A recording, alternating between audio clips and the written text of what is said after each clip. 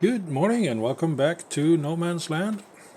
I'm Pakamika and let's get started, shall we? So let's continue with precision farming stuff. I've already done a little bit and I will show you what I've been doing. So I did soil sampling all over here and I did soil sampling all over here. And you can see that the soil here, the loam thing, is the best soil ever, while this one, the silty clay, is the worst soil ever. I also provided it with lime, which is this one. This field was red, this was red previously, so I've limed them, and it's expensive. You know, just look at this. Almost 20,000 liters of lime in this area just to get it to this state where it's, at the right level. It's like at level 7-ish, 6.5, yeah, which is what it's supposed to be at these places. But it's expensive to lime it up. Luckily, you don't have to do it every time, I hope. Not sure. We'll find out. As for the nitrogen level, I haven't touched the nitrogen levels here because those fields are empty. And as you can see, if we zoom in a bit, I did expand the field. It's easier to see here. So I expanded this part and combined it here, and then I cut it off here. So this field will, actually, I guess I could have made this part. So I could have cut it off over here. Yeah, I should do that. Yeah, I'll sort that out later. Yeah, no, I sort it out now. Let's get this tractor. It's not a big deal.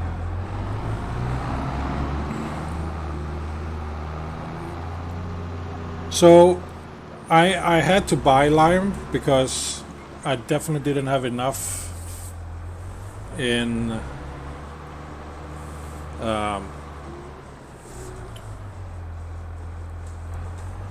that one over there.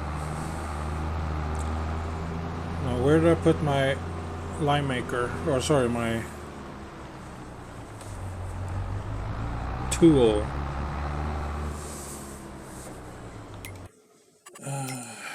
Where is it? Subsoiler. Show and map. Thank you. Well, it's back over there. So, yeah.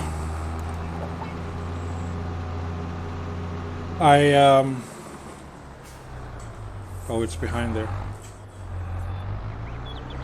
So I had to buy lime, which, I mean, luckily the lime is cheap. And as I said, hopefully I don't have to do too much about it.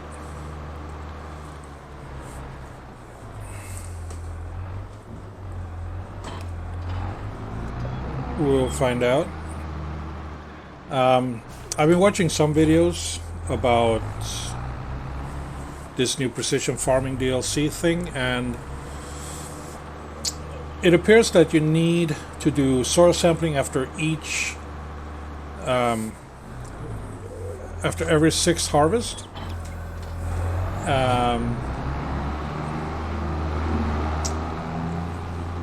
So it's not that bad.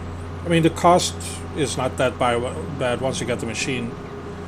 And then, so the information is good for 5-6 times. So let me just combine this field real quick, and then I will show you the planting process. Lower it.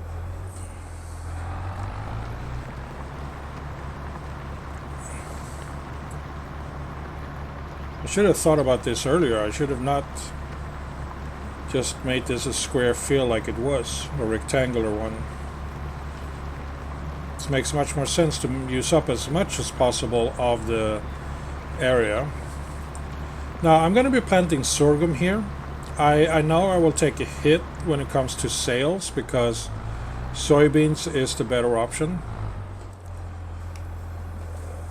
But the benefit about doing, well, there is actually no benefit for me doing sorghum. other than the fact that I get it to stay in the silo. But that's only useful until I need the space in the silo. Maybe I should just do beans to build up with more of a capital. Yeah, I think I'll do that. I think I do beans. It doesn't matter which process or what it is that I'm planting. The process is the same. So, and what you see here is, well, one thing you may notice is that I'm very low in cash all of a sudden. That's because I spend it on buying stuff, like this one. In the previous episode, I did talk about the environmental score.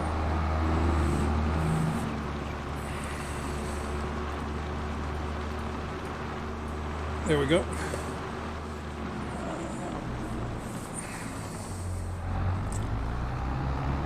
And direct seeding is one thing that provides you with a good score. Let me just turn off the engine here and sort out the field properly. Landscaping, painting, this one. So I think here is a good spot to sort of cut off the field. Go. Okay, cut up a little bit too much. It's okay.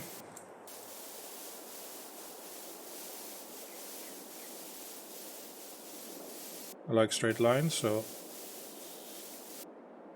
I will make this work.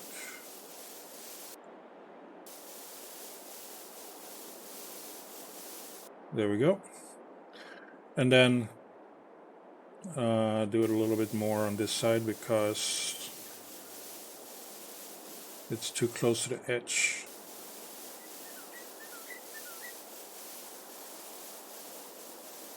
I wanted the information that I get with the soil sampling and the environmental score per field and all that to be separate per field. So eventually I will combine these two and I will go like diagonally here to this point. So I will expand this way and then I cannot, okay. So expand this way and then diagonally down like this somehow. So it's going to be kind of weirdly shaped field, but it's still going to be a good field. Let's see, does this one now need lime? Let's see. This part here.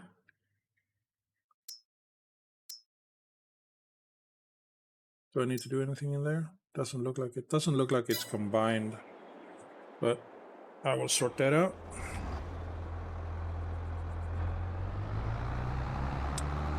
I could make this field larger as well by making this diagonally this way.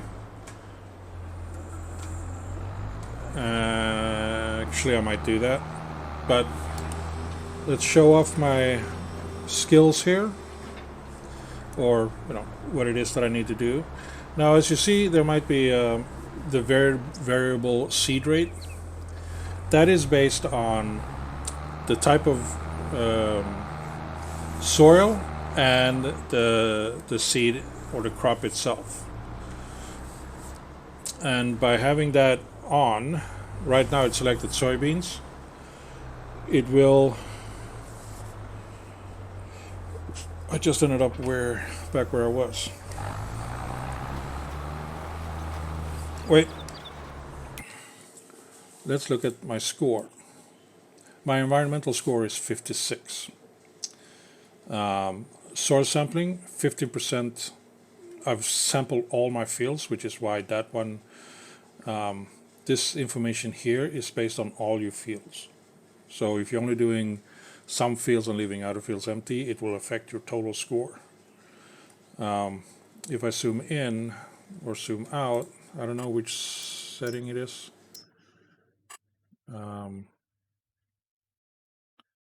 There is one setting where you can see like the individual field info. Oh, there it is. So this one is 60, 60, This one is only 45 because reasons. I don't know what reasons those are. I figured it out. Back to seeding. Variable seed rate. It is now up to 3 red dots, which is the highest. So I'm using a lot of seed on this field, which is fine.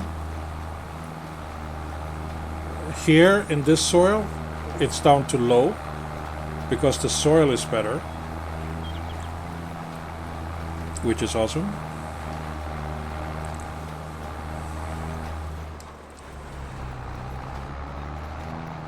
So with precision farming, you get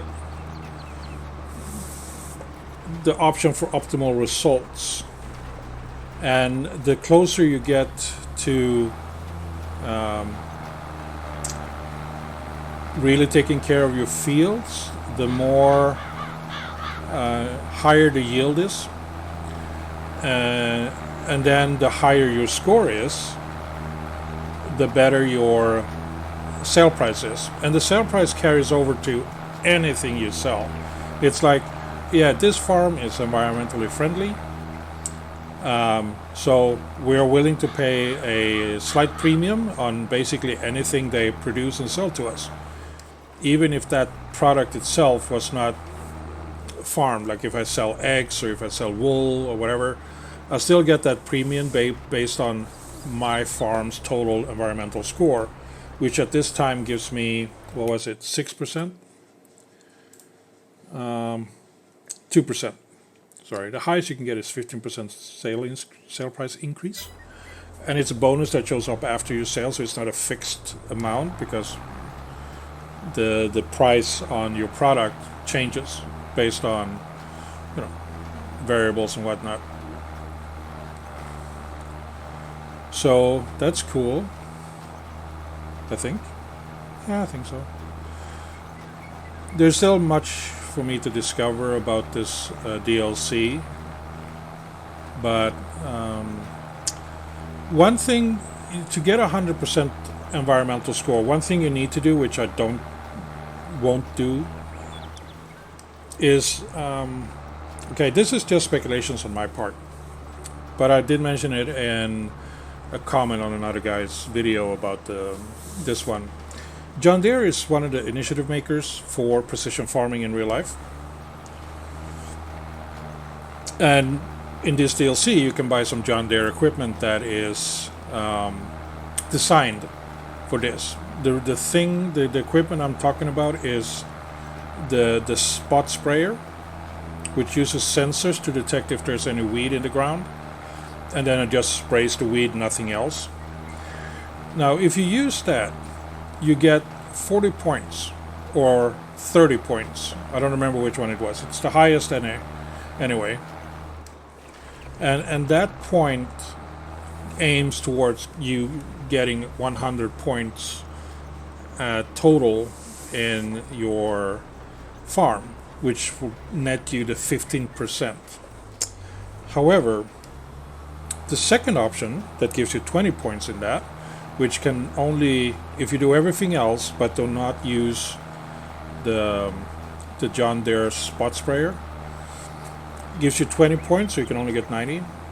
It's mechanical weeding, or just using a weeder type tool that doesn't put anything in the ground, no chemicals, no nothing.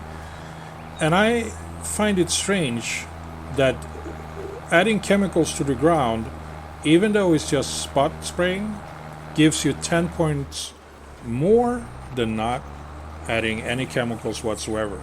I believe it has to do with the fact that John Deere is one of the initiative makers for precision farming, and that was kind of something like they wanted from Giant.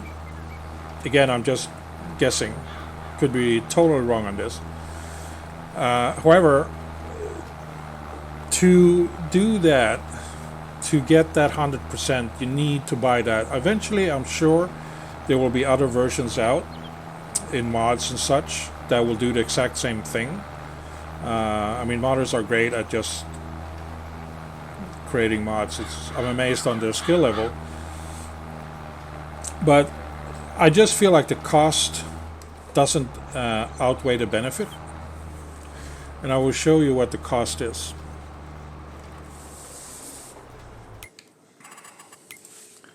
So it's a sprayer. This one. Yeah. So this one is 52,500. It's just a sprayer. But if you want See and Spray, the DLC or the spot spraying, it's another 39,000. I will not spend 91.5 on a piece of equipment just for 10 points. Nope. What I will get is what I already have is a weeder. I already bought one of these. Where is it? I bought this one. It cost me 20,000 or something like that, 22,000. It doesn't have the same width, but at this point I don't care. This one will do the work just as well. It may take a bit longer, but I save the money. So, what effect do I see from this? Well, of course I won't get 100% points. At most I will get 90. And as it comes to how much of a sales bonus I get or a price bonus, it, according to some YouTuber, it dropped from 15 down to 12%. It doesn't affect the yield on the field. It just affects the bonus on the sales price. I'm okay with that 3% because the money I save is I mean, you buy the weeder once and that's it. And there are bigger weeders to get once you get more powerful tractors, which you can get much quicker, at least in my playthrough when I'm, limited in terms of funds and such, based on things,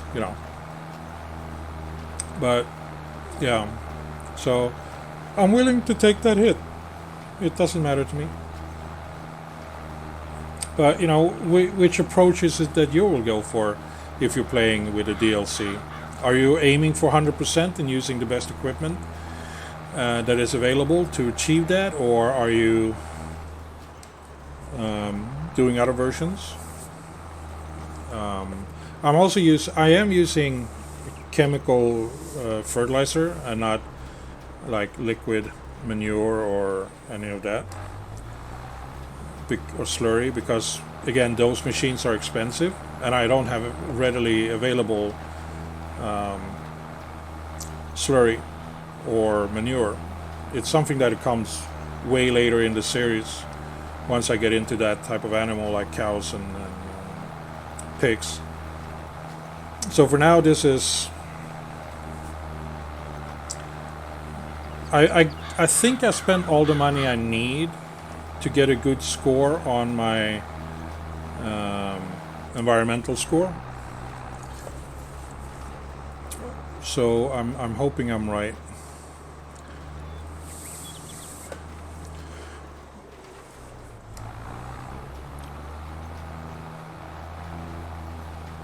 One reason I did decide to choose this sprayer here, or this seeder, is because the one I had could only hold 600 liters, and my fields are now getting bigger than it, able to hold 600.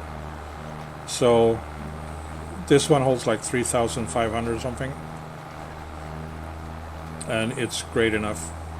One thing I do like about the DLC and the automated application rate when it comes to anything, mostly lime and fertilizer and all that, is that you do not waste anything if you have it set to automatic.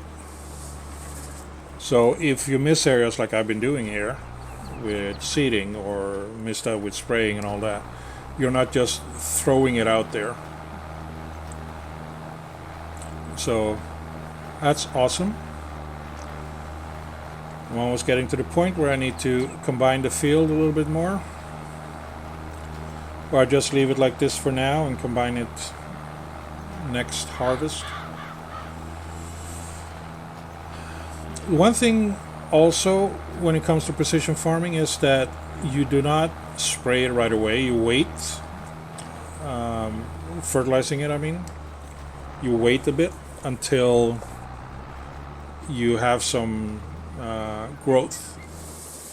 Now if we look at the field, I don't know if you can see anything when we step here. Like the pH value and the nitrogen values are perfect. I expected to get 98% of the yield. And if we look at the map, see if we can get any information that is different. So this one should give me 125%. Or expected yield. Yeah, expected yield 122. Yield potential is 125, which is great. And my current score is still 56, so 2%. But the field is now up to 61% because of the seeding, direct seeding that I'm doing. So my point will go up because I did not plow or cultivate in advance. That's why I got this one that doesn't need any of that thing. This is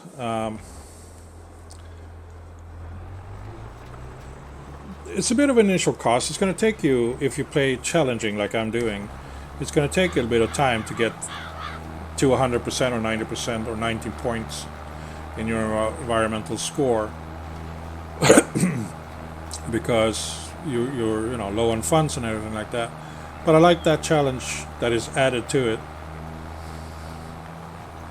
I will leave the other field ahead of me that I cut off empty until I harvested that field. Then I will cut down the trees and I will combine those two fields and give it a weird looking shape as well to maximize the usage of space. I still wait for those trees to hopefully grow a little bit more before I cut them down. And then we'll see how it goes.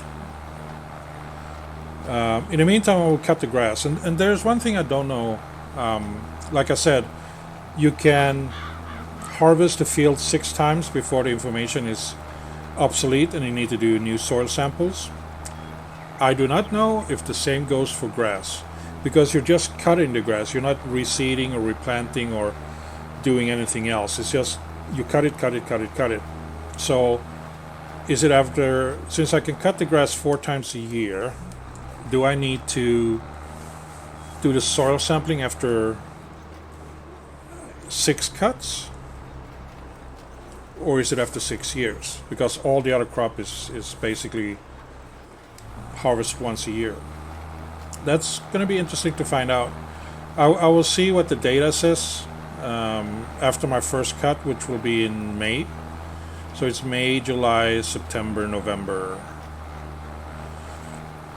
That's when you do the cuts. So I will keep an eye on that and see which one is providing me with the data in terms of how often I need to do soil sampling on the grass. And again, it's something you need to do to get a high environmental score as possible. And I'm okay doing it. I mean, even now I do have enough money to do it. It's 150 per soil sample being sent in, and I only need like 13 or something like that over there. So even with this low amount of money that I have at the moment, I can still do it.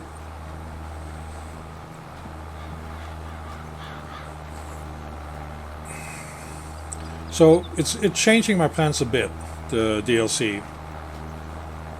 But let's just RP it as new directive have come down from the government saying that you should strive for a good environmental score if you want to farm in this area, blah, blah, blah, blah, blah, blah. So, I'm doing that.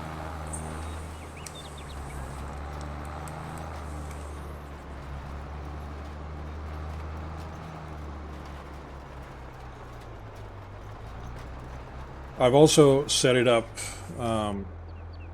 Okay, let's go down here. Never mind. There is some issues with my hotkeys, so to speak. Just happened. There was a. I was going to say is I've set up a notification system when the crop that I have available reaches a sale price. Then I will be notified. Don't know if it's still active anymore because of the hotkeys doesn't work. There was a hotpatch 1.4.1 that sort of sorted out the issue with scripting, I think. But they also snuck in a limit on pallets because people have been complaining that their games are getting slow and laggy and things like that. So Giant, in their wisdom, decided to implement a pallet limit. So on the PC, the pallet limit is 100 pallets. That's it. On Xbox, it's 50 pallets. That's it. Not sure what happens if you produce one pallet above what is the limit. I just know that in my previous series, where I had 6 greenhouses, where 2 did tomatoes and 4 did lettuce, I had 4 large honey beehives. I had the largest chicken coop and things of that nature. At the end of the year, when it was time to sell stuff, I had way more than 100 pallets. So I do not like that at all. Because you want to make the most out of your product. And the way the pricing structure is set up in the game, it's you get the best price 1 month out of the year. That is when it's best to sell. If you have a somewhat sized farm, once a year is not enough. You will get more than 100 pallets in a year just from having a mixture of money-making products. Like I bought the oil mill, so I made canola and sunflower oil. I had a spinnery, and I made fabric, and then I bought a tailor shop, and I made cloth or clothes, also on pallets, and all of these things add up. I mean, every year the clothing shop, I think, provided me with 10-12 pallets. Eggs, I have no idea how many pallets I got from that, but it's a lot. So the limit is not good. Now there is a mod out already somewhere, don't know if it's on the official mod hub, that removes this limit, and I guess that maybe what it does is just change an XML information. But I feel like the better option would be to create a option within the game options where you pull a slider or something where you set what you want your limit to be. Unlimited, 100, 50, 10, 200, whatever. And then it's up to each and every player to choose, like, no, I don't want a limit because my computer is powerful enough to handle it. Or I want to do the farming where I just produce stuff on pallets and what like that. I love the forklift operations things, whatever the reason may be. Instead of forcing this on people and then forcing them to get a mod to bypass those limitations. There are probably not 2 PCs alike in the world. So each player will have a different experience playing the game on their computer. And I'm fairly certain that not everybody will have the same experience on a Xbox or PlayStation either, because of other circumstances. So I just feel like that is the wrong approach to things like this. I mean, one option they can do, or what I still want them to do, even if they remove this limit or don't have this limit at all, is that there should be more than once a year when there are things that is worth a good chunk of money. Like, make it 3-4 times a year. That way you can sort of sell it every now and then. And that way you keep your limit of pallets down as well. Or I don't know. It's it just feels like a very knee-jerk reaction to a situation that the players themselves could have figured out, and be told like, oh, it may be because you have way too many pallets on your map. Try to keep the number lower. But to arbitrarily put in a block on extra pallets, what if you don't keeping track of it? Where is the information that tells you exactly how many pallets do you have on your map at this specific time? And again, what happens with the pallets that is extra? Will they just disappear?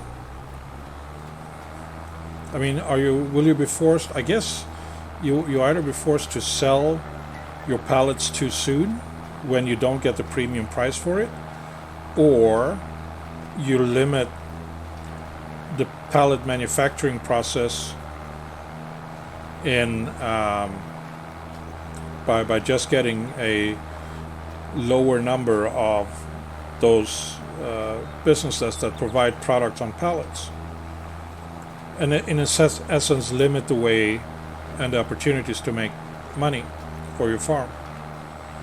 As soon as the mod is available, even though I don't have any pallets at the moment, it's probably going to take me a while before I get money enough to buy something that produces pallets, and even then it's going to take me a long time before I reach the limit of 100 pallets. I'm going to download the mod and install it just so I have it installed. Because when I saw the video where that was mentioned, I don't think a single one of the commenters thought that was a good idea. I don't know, what do you think? Should there be a limit, a hard-coded limit in a patch note? Or should it be like more of an option in a slider or something else? Please let me know. Please like, subscribe, and comment. And this is probably the end of this video. I'm almost done with this field here. It was very nice chatting with you as I'm, doing my best to make money. So let's do this pass, and then we'll see if my environmental score or any score has gone up a bit. And like I said before, I will not do any fertilizing on this field yet. I will wait until maybe half growth.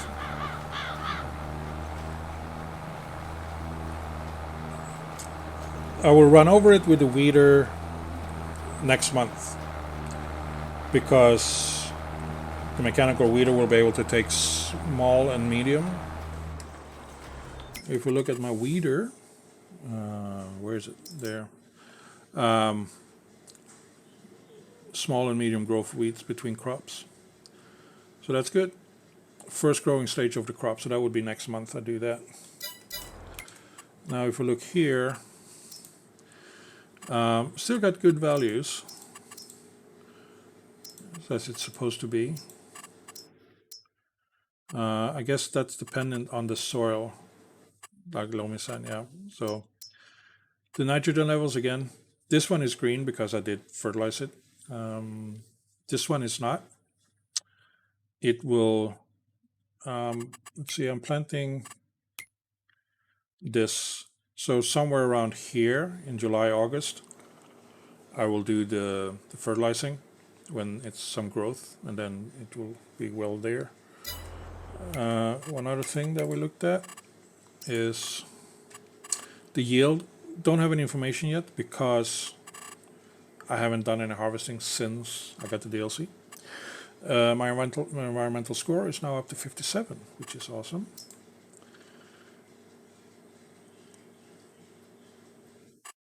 Seed rate, yeah, again, still working on that part. Score is 64. You see the bottom part here goes up, which is the tillage. Direct seeding is what I'm doing, so that's affecting here, so that's great. Once the field is done, it should be at 100% there. Maybe I get 65, 66%. So that's great. This one I didn't do it at, because again I planted it before. But yeah, this is looking good. I am really excited about the harvest here. I will be selling my, because I can't keep it, the soybeans here I will be selling in June, and I will be harvesting in October. So in June, 2 months' time, I will sell. Oh, nice! I jumped at about 1,200. So I'm looking to make about 70,000 here, which is awesome. Well, welcome money. Anywho, that will end this episode. Thank you for watching. Hope you liked it, and I hope I see you next time. Until then, please take care. Bye bye.